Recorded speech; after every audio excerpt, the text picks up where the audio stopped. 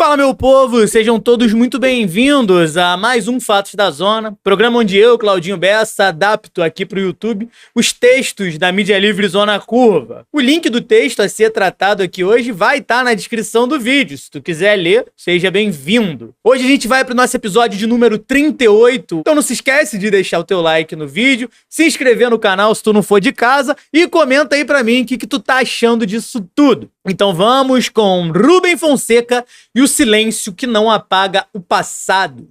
Não é possível mais defender o silêncio do escritor, que sem dúvida teve papel primordial na literatura brasileira das últimas décadas, como apenas uma característica da sua personalidade. Alguns até comparam o silêncio de Rubem ao de outro escritor que também influenciou toda uma geração de escribas, o vampiro de Curitiba, Dalton Trevisan, que também rechaça qualquer investida da imprensa. No caso de Trevisan, talvez aí sim seja uma característica pessoal, como até indica seu apelido. Já Rubem, nos últimos anos, tem falado e mostrado sua verve em eventos tanto no exterior como em algumas ainda raras ocasiões no país. O IPES, Instituto de Pesquisa e Estudos Sociais, surgiu em novembro de 1961, apenas 2 meses após a renúncia de Jânio Quadros pelas mãos de Golbery e Figueiredo, entre outros militares, empresários e políticos. O Instituto apresentava-se como uma agremiação apartidária com objetivos essencialmente educacionais e cívicos, e orientado por dirigentes de empresas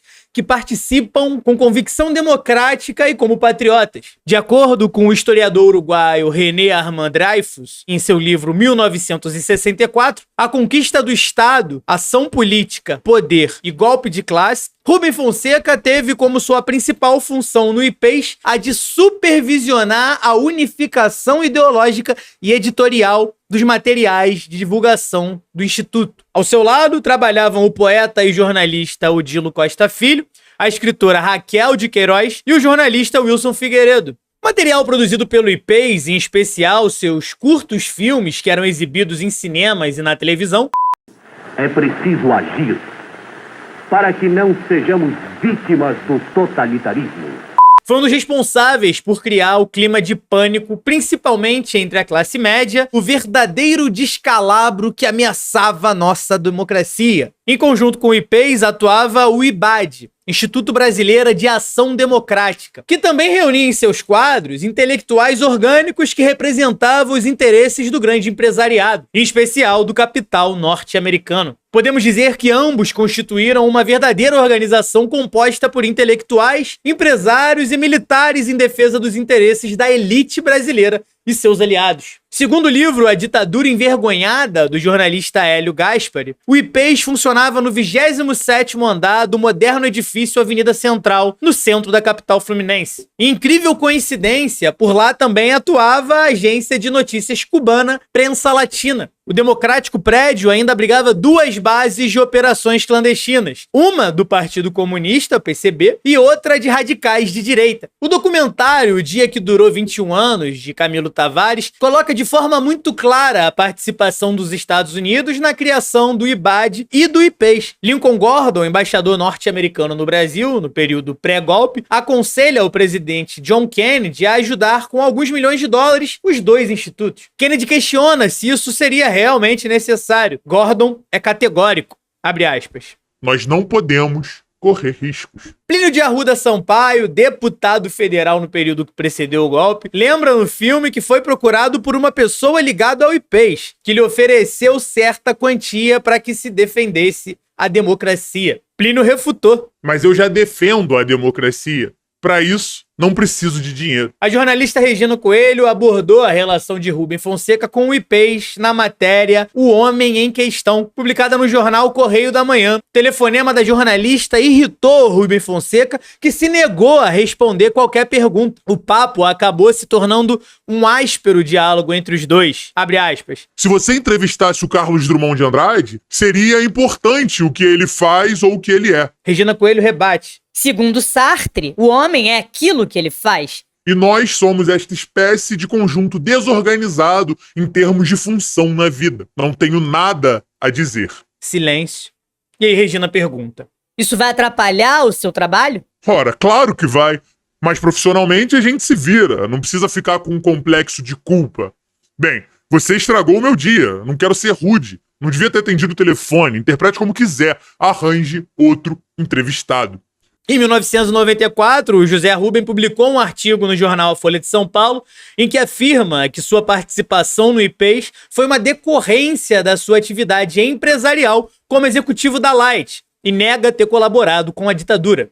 Abre aspas. No ato de fundação do IPES, a Assembleia Geral me escolheu como um dos diretores do Instituto. Toda a direção era composta de empresários que continuavam trabalhando em suas companhias e não recebiam remuneração pela sua colaboração. À medida em que crescia a rejeição ao governo João Goulart, na classe média, em setores empresariais, eclesiásticos, militares e também na mídia, no IPES se desenvolveram duas tendências. Uma, fiel aos princípios que haviam inspirado a fundação do Instituto, manteve-se favorável a que as reformas de base, por ele defendidas, fossem implantadas através de ampla discussão com a sociedade civil, o governo e o parlamento. A outra passou a julgar a derrubada do governo João Goulart como a única solução para os problemas políticos, econômicos e sociais que o país enfrentava. A eclosão do movimento militar solucionou, no que me concernia, a controvérsia existente entre as duas tendências dentro do Instituto. Eu afastei-me completamente do IPES e nunca mais me aproximei do novo governo, nem daqueles que o sucederam. Não era como homem de empresa, nem sou agora, como escritor, favorável à ruptura da ordem constitucional em nosso país através de revoluções ou de golpes de Estado, militares ou civis. Fecha aspas. Alguns documentos debatem a afirmação de que o escritor abandonou o IPES após o golpe militar em 1964. É certo que em 1965 há uma carta de um líder do Instituto lamentando a exoneração de Fonseca de suas funções da diretoria. Mas em 68, outro documento atesta sua recondução como conselheiro da instituição. Recibos encontrados nos arquivos do IPES provam a contribuição financeira de Rubem Fonseca até 1970, muitos anos antes de publicar seu primeiro livro. Rubem Fonseca entrou para a Academia da Polícia em 1949. Em 1949, após formar-se em Direito, foi considerado um dos melhores alunos. Depois de uma curta carreira na polícia, o escritor passou a trabalhar como executivo na área de comunicação na iniciativa privada por volta de 1955. O ápice de sua carreira como executivo foi na empresa Light, empresa de capital canadense, concessionária da produção e distribuição de energia elétrica no Rio de Janeiro e em São Paulo. Entre 65 e 74, a Light teve no seu comando o empresário Antônio Galotti, de origem italiana e notório anticomunista.